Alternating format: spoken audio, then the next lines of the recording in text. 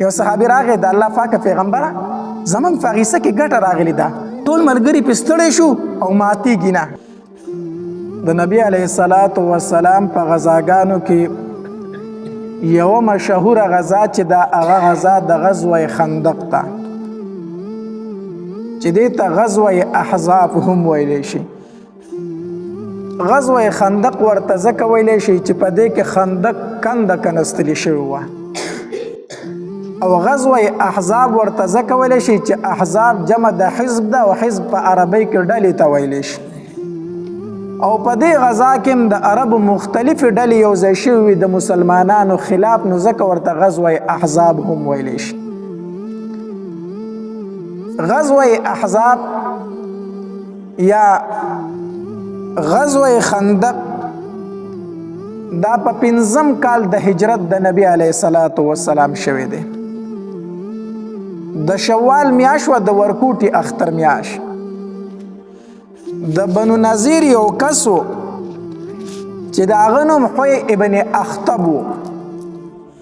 دا بنو نظیر یهود و او نبی علیه الصلاة والسلام د مدینې منورې نه جلا وطن کړي و، ایستلي و د مدینې منورې نه. نو د هغه غصه په زړه کې وه. نو دا حوی ابن اخطب د مکې په قریشو پسې لاړ، مشرکین مکه پسې، او هغې ته یې وویل وی مونږ هم ستاسو ملګري یو، او په مدینه منوره کې زمونږ وروڼه بنو قریظه هم پاتې کېږي، هغه به هم ستاسو ملګري، او د خیبر چې کوم یهود دی هغه به در سره ملګري، او ګرځو د عربو چې څومره قبیلې دي دا ټولې راټولو، او راځئ چې په مسلمانانو باندې حمله وکړو، ختم یې کړو، بیخکني وکړو، په مدینه منوره باندې حمله کوو. نو د مکې مشرکین چې دا خو د نبی علیه السلام د مخکې نه دشمنانو د مسلمانانو د بیخکنۍ پسې هغې هسې لګېدلي وو، خو زړه یې نشو کولی چې په مسلمانانو باندې حمله وکړي، ځکه خپل انجام یې په غزوه بدر کې هم لیدلی او په غزوه احد کې هم لیدلی، نو زړه یې نشو کولی چې په مسلمانانو حمله وکړي. نو د حوی ابن اخطب ورته وی دا ځل در سره مونږ تمام عرب یو ځای کوو او راځئ په مدینه منوره به حمله وکړو، مسلمانان به ختم کړو. د مکې مشرکین په دې باندې رضا شو. بل یو کافر د هغه نوم دی کنانه ابن ربیع، دی لاړو او د مکې او د مدینې منورې په دې منځ کې یوه قبیله پاتې کېدله چې هغې ته به بنو عطفان وي. نه بنو عطفان چې دا اجرتیان خلک وو، هسې د سارا غونته خلک خو اجرتیان وو، چا به چې مړی کو دوی له به پیسې میسې ورکړه، دوی به پیسو باندې مړي کول. نو دا کنانه ابن ربیع په دې بنو عطفان پسې ورغی، ویره تاسو د مکې د مشرکینو ملګرتیا وکړئ، ځکه ستاسو دین او د دوی دین خو یو دی، مسلمانان ستاسو هم دشمن دي، د مکې والو هم دشمنان دي، هغې د حملې اراده کړې ده، نو تاسو ورسره ملګرتیا وکړئ چې دا مسلمانان په یړه باندې ختم کړو. دا خو اجرتیان خلک خو د هغوی د پیسو سره کار و، نو تمه یې والا هم ورکړه، تمه یې والا دا ورکړه وی د خیبر چې څومره کجوري کېږي که نه د هغې نیمې کجوري به مونږ تاسو له درکړو. اوس دا خو لوی مال دی که نه، یو سړي ته ته ووایي زما ملګرتیا وکړه او د بونیر چې څومره غنم دي نو دا نیم غنم به تاله درکومه، نو دا خو څه لږ فصل نه دی. نو کنانه ابن ربیع د بنو عطفان ته وویل وی د خیبر چې څومره کجوري دي، مشهورې کجوري دي، د هغې نیمې کجوري به مونږ تاسو له درکو، خو ملګرتیا خو وکړئ. بنو عطفان هم تیار شو، دا خو سخت جنگجو خلک و، مړي به یې په پیسو کول، بدماشان به یې خلکو له ورکول په پیسو باندې، دوی ورسره ملګري شو. دلته نبی علیه الصلاة والسلام ته خبر راورسېدو چې یاره بنو نظیر یو چال چلولی دی، هغې په خپله هم د خیبر یهود هم د مکې مشرکین هم بنو عطفان هم دا ټول راجمع شوي دی او په مسلمانانو باندې حمله کول غواړي. څه وکړو؟ نبی علیه السلام پریشانۍ کې شو. دلته نبی علیه الصلاة والسلام خپل صحابه کرام راټول کړو په مسجد نبوي کې، مشوره ترې نه اخلي. څه وکړو؟ ټول عرب زمون خلاف یو ځای شوي دي، په موږ باندې حمله کول غواړي، څنګه به ځان بچ کړو؟ تاسو ماله مشوره راکئ. هر صحابي به مشوره ورکوله جدا جدا. په دې کې سلمان فارسی رضی الله تعالی عنهم ناستو. سلمان فارسی رضی الله تعالی عنه فاسدو، د الله پاک پیغمبره مونږ باندې به په پارس کې چې کله داسې هنګامي حالات راغلو یو مشکل به راغلو نو مونږ به یو کار کوو د کم طرف نه به چې مونږ ته خطره وه مونږ به هغې طرف ته کنده وکنسته خندق وکنستو بس دی خوا به مونږ ناستو دشمن به چې د کندې غاړې له راغې په مونږ پسې به نشو راتلی ځکه اوښان دي اسونه دي پیدل دي دا خو په هوا نشي تلی که نه نو د خندق نه به دې خوا نشو راتلی نو دشمن به اخوا پاتې شو مونږ به دې خوا پاتې شو نبی علیه الصلاة والسلام ته دا مشوره ډېره زیاته خوښه راله د سلمان فارسي رضی الله تعالی عنه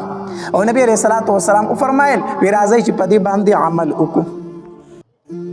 نو جبل سلع ورته ویلی شي د هغې خواته نبی علیه الصلاة والسلام چې کوم مدینه منورې ته د را داخلېدو لار وه هلته نبی علیه الصلاة والسلام په خپله نقشه کېښودله داسې کرښې په خپله راوکاږلې د خندق 10 میله خندق و 10 میله خندق او 10 ګزه یې 10 کسانو ته حواله کړو وی 10 کسه به 10 ګزه ځای څه کوي کني دا نبی علیه السلام په خپله دا نقشه ورته وکړه صحابه کرام شروع شو خندق کني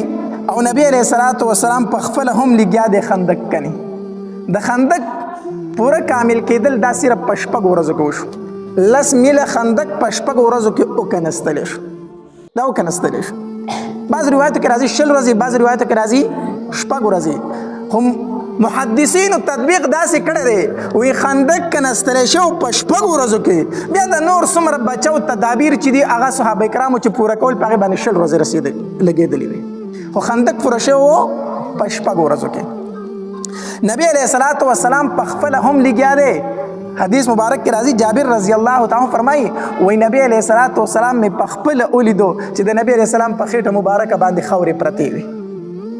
مونږ به خاورې ورته اولې نبی علیه السلام به هم خاوره ورته اوله مونږ به ګټې اوچتولې نبی علیه السلام به په خپله هم څه اوچتولې ګټې اوچتولې د صحابه کرامو سره په خپله باندې لګیا دی او چې د خندق شروع کوله نو حدیث مبارک کې راځي لومبۍ کوداله نبی علیه السلام په خپله راواچوله او بسم الله یې ووي او ګزار یې راواچو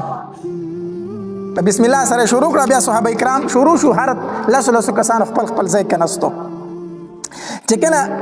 خندق کنستلی شو نو صحابه کرامو د ډېرې جذبې نه شعرونه شروع کړو یو صحابي پکې چغه وکړه وی نحن الذي بايعوا محمدا على الجهاد ما بقينا ابدا ګوره ستړي وو که نه صحابه کرام ستړي وو ډېر زیات و یو بل ته قات سالم وه بل ته سخت جمع و ډېره سخته یخني وه او یخ بادونه چلیدل په دې یخنۍ کې به سړي هسې لوږه ډېره لګي نو یخني هم وه بادونه هم یخ چلیدل او ډوډۍ هم نه وه او کنستر هم ډېر زیات و نو یو صحابي پکې شروع کړو وی نحن الذي بايعوا محمدا على الجهاد ما بقينا ابدا موږ د نبی علیه الصلاة والسلام سره په دې خبره باندې بیعت کړی دی تر څو چې موږ موجود یو باقي او موږ به جهاد کوو موږ په دې خبره د نبی علیه السلام سره څه کړی دی بیعت کړی دی د نبی علیه السلام خوشحاله و چې د الله پاک پیغمبر ګورې موږ وروستو کېدونکي نه یو موږ ستاسو سره ولاړ یو نبی علیہ الصلوۃ والسلام چې د هغې دا شعرونه واورېده که نه نبی علیہ السلام ورته جواب په شعر کې ورکړو وی اللهم لا عیش الا عیش الاخره فاغفر للانصار والمهاجره الله ژوند چې دی دا خو د آخرت ژوند دی د دنیا بس ژوند دی الله ژوند د آخرت دی نو فاغفر للانصار والمهاجره الله د انصار و مهاجرو ته مغفرت نصیب کا الله دوی ته بخنه وکا او کله به نبی علیہ الصلوۃ والسلام فرمایل وی اللهم انه لا خیر الا خیر الاخره فبارك في الانصار والمهاجره الله خیر خو د اخرت خیر دی الله د مهاجر او انصار لډیر برکتونه ورکا نبی علیہ السلام به دا جواب ورکو او د هغې طرفه به ورته صحابه کرام وویل نحن الذي بايعوا محمدا على الجهاد ما بقينا ابدا او یو ځل نبی علیہ الصلوۃ والسلام فرمایل وی والله لولا الله ما اهتدينا فانزلنا سكينه علينا ولا تصدقنا ولا صلينا وثبت الاقدام اللاقينا نبی علیہ السلام فرمایل وی الله کو تا مونږ ته هدایت نه وکړې کنه تا مونږ ته هدایت نه وکړې نو ولا تصدقنا ولا صلينا نه به مونږ صدقه ورکړې او نه به مونږ مونځ کړی و وثبت الاقدام اللاقینا الله کوم د کافرو سره مخامخ شو الله زمون قدمونه مضبوط وساته نبی علیہ السلام به دا اشعار ویلو دا غالبا د عبد الله بن رواحه رضی الله تعالی عنه اشعار دي نبی علیہ السلام په خپل اشعار نشو وی نبی علیہ السلام په خپل اشعار نه جوړ دا د عبد الله بن رواحه رضی الله تعالی عنه اشعار دي نبی علیہ السلام په دغه مکبانی صحابه کرام متویل دیو جن علماء لیکي وی کو چرته داس یو مکوي چې ته د مرګرو جذبر اوچتای مرګري ستړي شوي دي هغه په جذبه کې راولي وایي د هغې دپاره ته اشعار ویلی شي خو دیني اشعار ښه دینی اشعار ته ویل شي. لکه په غزوه خندق کې صحابه کرام هم اشعار ویل دي او نبی علیه الصلاۃ والسلام هم اشعار ویل دي. نبی علیه الصلاۃ والسلام فرمایلی وی ان الاولى قد بغوا علينا اذا ارادوا فتنه ابینا. الله دې خلکو په موږ باندې ډیر ظلمونه کړی دي، د مکې والو په موږ باندې ډیر ظلمونه کړي دي. دوی اراده کوله چې موږ کفر او شرک ته واپس کړو، خو ابینا موږ انکار کړی دی. موږ څه کړی دی؟ نو چې نبی علیه الصلاۃ والسلام به وفرمایل ان ارادوا فتنه ابینا، دوی اراده کوي چې موږ کفر ته واپس کړو، موږ انکار کوو. نو صحابه کرامو به ورسره په ژبه باندې په تیز اواز وي ابینا ابینا، موږ انکار کړی، موږ انکار کړی، موږ کفر او شرک ته واپس نه ځو. دا اشعار به ویل نبی علیه السلام او صحابه کرامو سره برغلي. دیو جن علماء لیکي وایي چېرته داسې یو موقع وي چې پای کې ملګري ته په جذبه کې راولي، خوشحالی یې، نو ته دیني اشعار ویلی شي، دینی اشعار ته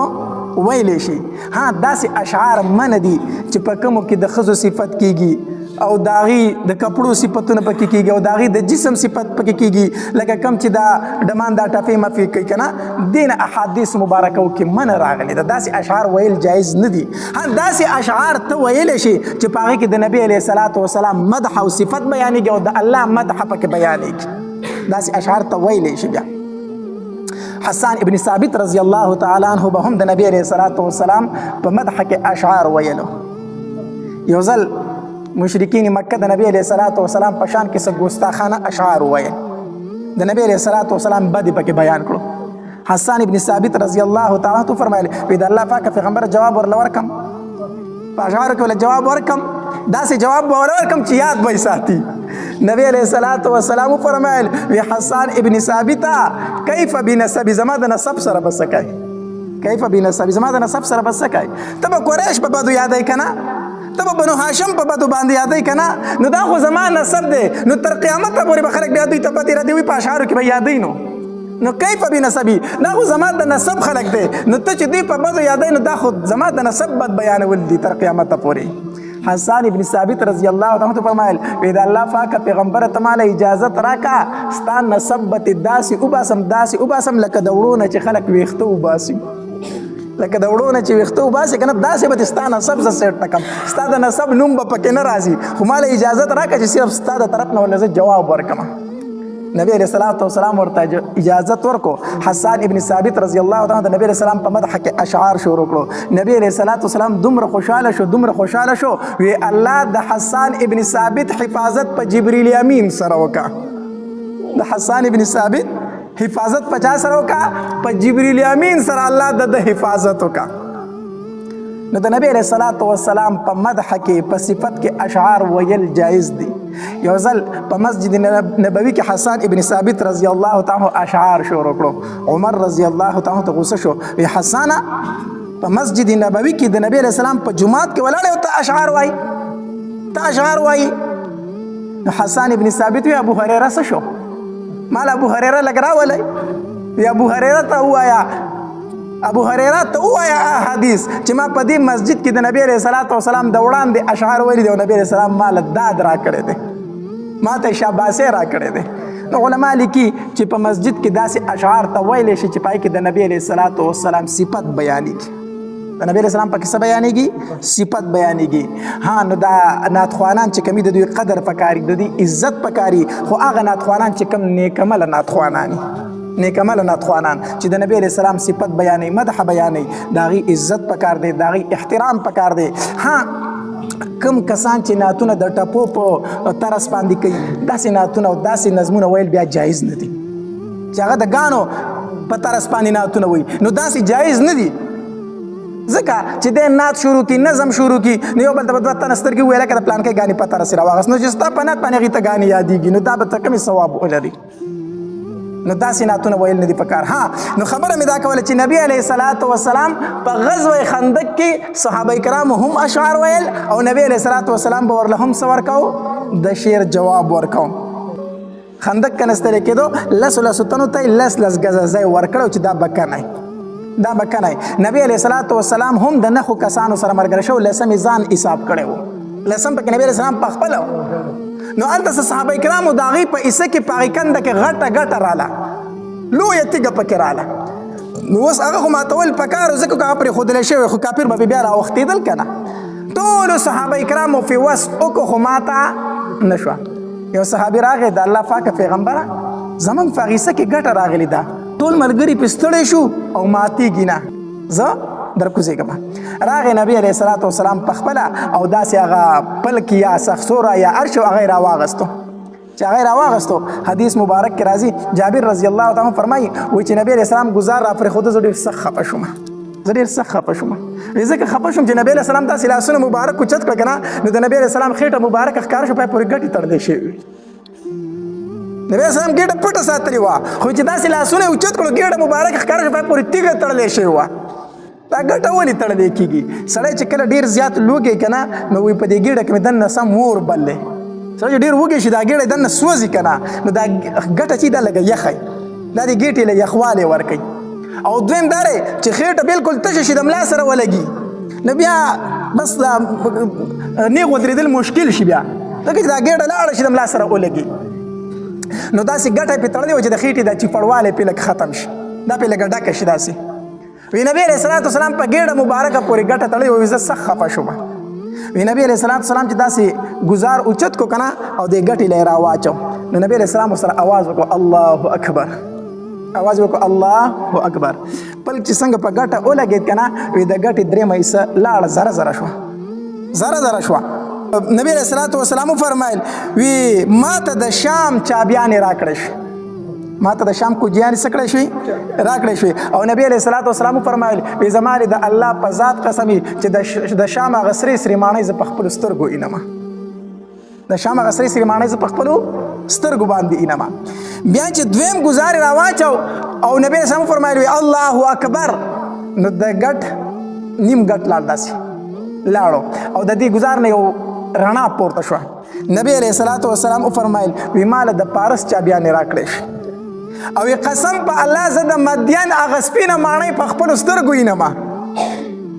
او دریم ګزار چې راواچو که نه وي الله اکبر، نو د دریم ګزار سره ګډ بلکل ریزه ریزه شو، شګې شوې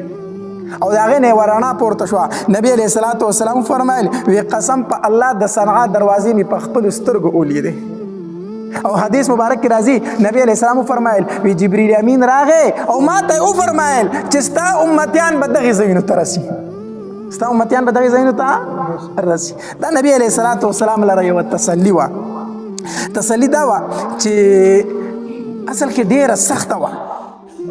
ډېر د سختۍ وخت و، ډېر د سختۍ وخت و. نبی علیه السلام چې خپلو صحابه کرامو ته کتل که نه، نو نبی علیه السلام په خپلو سترګو لیدل چې دا صحابه زما ختمېدونکي دي، دا صحابه کرام زما څه دي ختمېدونکي دي. ولې الله تبارک وتعالی د هغې سختۍ ذکر کړی دی، اذ جاؤکم من فوقکم ومن اسفل منکم واذ ذاغت الابصار وبلغت القلوب الحناجر. الله د هغې ټیم هغه سختي ذکر کوي که نه، وایي دومره سخت وخت و چې ستاسو سترګې بکې راوتې وي، دومره سخت وخت و که نه چې ستاسو زړونه مرکنډو ته را رسېدلي وو. خلک وایي زړه مې خولې له راغی که نه، دا زړه خولې له نه راځي، خو دا هسې یو متل دی. سړی چې ډېر زیات تنګ شي که نه، دا زړه ډېر ستړی شي، وایي زړه مې نور خولې له راغی. نو الله تبارک وتعالی فرمایي وایي دومره سخت وخت و په غزوه خندق کې چې زړونه ستاسو مرو له راغلي وو، مرو له. نو نبی علیه السلام ډېر سخت پریشان و، یو طرف ته تمامو عربو حمله کړې وه، بل طرف ته بې سر و بې ساماني وه، هېڅ نه و. نبی علیه السلام ډېر سخت خفه و. الله تبارک وتعالی ورته په دې 3 ګزاره کې زیری ورکړو چې د الله پاکه پیغمبره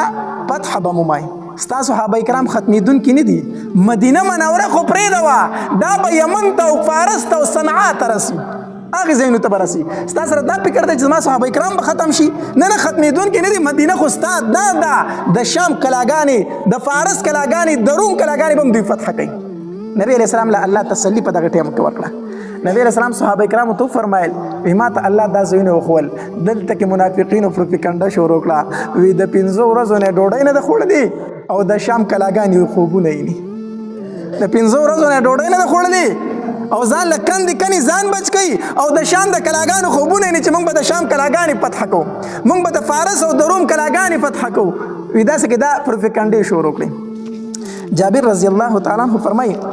وی کله چې مې وکتل نبی علیه الصلاة والسلام د مخ مبارک ته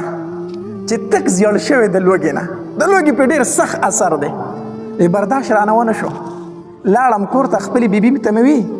چې په کور کې څه شی شته دی،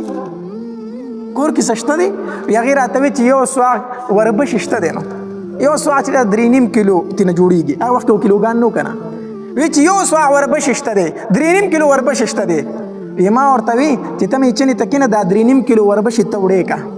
او کور کې یو چیلوګي وړو کې غونته ورغو مې ولاړو مې زه ورته دا حلالو ما نبی علیه الصلاة والسلام لوږې ولې د زمانه نور برداشت نه کېږي ځکه سړی خپله لوږه برداشت کولی شي خو د مور د پلار د بچو لوږه نشي برداشت کولی خپله بار څنګه برداشت کړي خو چې کور ته راشي پلار دی وږي او مور دی وږي برداشت ته چا نه کېږي نبی علیه السلام د صحابه کرامو پلار و روحاني پلار زمونږ د ټولو روحاني پلار دی نو جابر رضی الله عنه چې نبی علیہ السلام وګي ولې نور رانه برداشت نه کیږي هغه چيله په خپل حلال کو بیبي ته وی ته دا وربش وړي کوا حلال کو سرمنی تیوستا وی زما چې نبی علیہ الصلوۃ والسلام ته وامه چې ما لګ پخله تیار کړي هغه بیبي وخيار وا هغه بیبي ورته ای جابره لګوتري خبر واورا تا ته فدر چې نبی علیہ السلام ډیر زیات سخی دی یوازې په خپل څه نه خوري نو کو تا ورته چې ما ډوډۍ کړې نه به صحابه کرام ته چې راځي لکه جابر ډوډۍ کړې دا خو ګورې لومبې به یې پوه کړي هسې نه چې ما مختوره نه کړي هغه راپسې ټول صحابه کرام راولې بیا کور څه شي نه نبي علیه الصلاة والسلام ته به ووایي چې صرف یو سوع وربشې دي او یو وړوکی چیلوګی دی ګورې پوه به یې کړي خبره به ورته وکړي هسې نه چې ما ملامته کړي بیا کور کې جابر رضی الله عنه وفرمایل وی ښه جابر رضی الله عنه چې واپس لاړو نبي علیه الصلاة والسلام ته غلي په غوږ کې وي د الله پاکه پیغمبره ما ډوډۍ کړې ده دا چې ما سره ډوډۍ وخوري خو د الله پاکه پیغمبره صرف یو سوع وربشې دي یو وړوکی چیلوګوټی مې حلال کړی دی نور سشته دی نه نبی علیه السلام صحابه کرامو ته فرمایله هلکه راځئ جابر ډوډۍ کړې ده راځئ جابر ډوډۍ کړې ده جابر رضی الله تعالی فکر کې پرېوتو بیبي چې ګوري اوس صحابه کرام په زرګه او صحابه کرام را روان دي ډوډۍ له بیبي سره فکر شو چې جابر خبره یې راکړې ده ښه ما پې پخلی کړی چې نبي علیه السلام ته به ورته څه ویلي نه دي دا به څه کېږي خو جابر رضی الله تعالی ته نبی علیه السلام وفرمایل ته زموږ نه مخکې لږ په منډه ورشه بیبي ته دې ووایه چې ډوډۍ لا پخومه او د پتیلې نه د غوښې نه سر مه اوچتوه وی ټیک ده نبی علیه السلام چې صحابه کرام سره روان شو بیبي ورته وایي تا ته ما څه ویلي چې نبی علیه السلام به خبرې کوي وګوره څومره صحابه کرامو سره را روان دي جابر رضی الله تعالی ته وفرمایل ما ورته ویلي دي چې صرف 3.5 کیلو وربشې دي یو وړوکی چیلوګی وی تا ورته ویلي وی بیا ټیک شو بیا نبی علیه الصلاة والسلام به پوهېږي په خپله نبی علیه الصلاة والسلام چې څنګه راغی که نه او جابر رضی الله عنه بیبي ته یې وویل وی ته ورسره ملګرتیا وکړه او ډوډۍ پخوئ تنور کې ډوډۍ پورې کوئ تودې راوړئ په خپله یو کاسه راواخېسته سمسۍ نه کاسه راواخېسته صحابه کرام یې په خپله کېنول کاسه یې راواخېسته په کاسه باندې د پتیلې نه سالن راغلي او په خپله ډوډۍ وړه کوي په کاسو کې ماتې او شوروا پې د پاسه اړئ په خپل لاس مبارک باندې په پتیلې نه په کاسه کې سالن رالي ډوډۍ ماته کړي په کاسو کې په هغې باندې غوښه او شوروا اړئ کسان کېنې ډوډۍ خوري کسانو ته وی کېنئ ډوډۍ خورئ جابر رضی الله تعالی ته ورته کله فرمایل که نه وي لږه ده نبي علیه السلام وفرمایل ډېره زیاته ده هېڅ خبره نه ده ډوډۍ تمامو صحابه کرامو ډوډۍ وخوړه ده یو روایت کې راځي 100 کسانو وخوړه 3.5 کیلو وربشې څو تنو وخوړي بل روایت کې راځي وایي 3000 کسانو او 3000 واړو کسانو خوړلي ده غزوه خندق کې څو تنه کسانو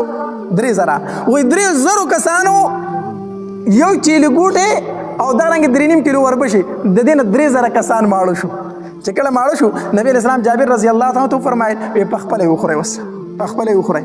جابر رضی الله تعالی عنه چا تپوس کوي دا څومره کسانو ډوډۍ خوړلې وه جابر رضی الله تعالی عنه فرمایل وی قسم په الله کو 100,000 کسان وی هغه ته مړېدل 100,000 کسان وی هغه ته څه کېدلو مړېدل وی ځکه چې نبی علیه السلام د صحابه کرامو سره واپس شو که نه زموږ وړه په حق کې حالت باندې و او د غوښې چې کومه پتیله وه هغه شانتې د غوښو لا جوش و ډکه وه وی چې نبی علیه السلام رخصتېدو وی چې جابره د قادسالۍ ورځې دي خلک وګوري په دې ګاونډیانو ته وتقسیم که وویشه په ګاونډیانو مې هم ډوډۍ تقسیم کړه دا د نبی علیه الصلاة والسلام معجزه وه دې کسانو ډوډۍ وخوړه ده اصل کې یو خبره به دګي چې کله جابر رضی الله تعالی نبی علیه الصلاة والسلام ته وفرمایل که نه وی ډوډۍ لږه ده ډوډۍ څه ده نو نبی علیه السلام ورته جواب څه ورکړو وی ډېره ده لږه نه ده څه ده ډېره ده د دې نه علما لیکي وایي د چا ډوډۍ له چې لاړ شي د هغې سپکاوی به نه بیانوي د چا ډوډۍ لاړ شي د هغې سپکاوی به کو ډېر کمزوری شی پخ کړی دی ډېره لږه ډوډۍ ده هغه ته وایي الحمدلله تا ډېر ځان ستړی کړی دی ډېره ښکلې ډوډۍ دې کړې ده ډېره خوږه ډوډۍ ده د چا د ډوډۍ به سپکاوی نه بیانوي الله دې زموږ په حال باندې رحم وکړي موږ د چا واده لاړ شو یا د چا خیرات لاړ شو که نه او ښه ډوډۍ وخورو ځان ترې موړ کړو چې بار ته راوځو که نه یو ټوخی وکړو د ده دې الله وي خو باسي سړی څه بټې وریجې پخ کړې وي څه ګندې پخ کړه هلکه چې نه شي کولی سره وایي خیرات کوي داسې وایي که نه وایي کله کله پکې وي مړه میخه حلاله کړې وګورې څه خواره میخه حلاله کړې په مجمع کې تش چمبړان پراته وو